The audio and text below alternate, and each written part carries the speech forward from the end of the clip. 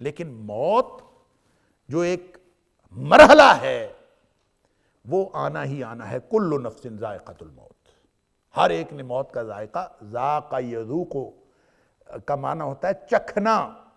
ہر ایک نے موت کا ذائقہ چکھنا ہے. وہ کڑوا ہے، وہ کسیلا ہے، وہ ترش ہے، وہ اچھا ہے، وہ مزے کا ہے. بس یہ فرق ہے کہ اللہ کے رسول صلی اللہ علیہ وسلم نے فرمایا کہ موت جو ہے وہ مومن کے لیے موت جو ہے وہ راحت بن جاتی ہے، کافر اور منافق کے لیے موت جو ہے وہ بڑی سخت ہوتی ہے. اللہ تعالیٰ ہم سب کو ایمان والی موت نصیب فرمائے. ذائقہ چکھنا، اس کا مطلب ہے ذائقہ تو موت کا چکھنا ہے سب نے. مومن کو موت کا ذائقہ اور طرح کا آئے گا، اور جو کافر اور منافق ان کو موت کا ذائقہ اور طرح کا آئے گا.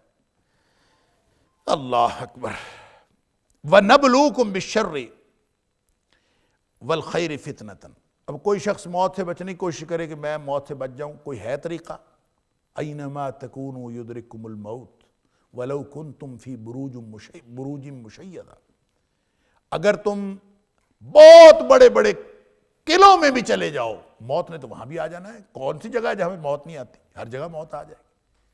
وہ کہتے ہیں کہ وہ کوئی بہت بڑا گلوکار تھا دور حاضر کا ہی، اس نے 150 ڈاکٹروں کی ٹیم رکھی ہوئی تھی، یا کتنے ڈاکٹروں کی ٹیم رکھی ہوئی تھی، اور وہ ہر وقت اس کو، اس کی خوراک بھی، اس کی ہر چیز کا خیال رکھتے تھے.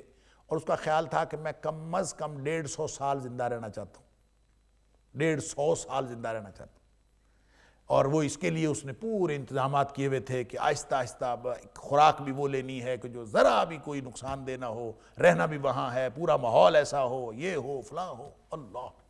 تو کہتے ہیں کہ جوانی کی موت، جوانی کے مرحلے پہ فوت ہو گیا، جوانی کی موت مرا ہے.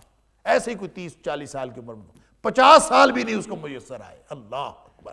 اور یہ اللہ کا کام ہے. کل نفس ذائقۃ الموت. کب آنی ہے؟ کس وقت آنی ہے؟ اینما تکونوا یدرک الموت.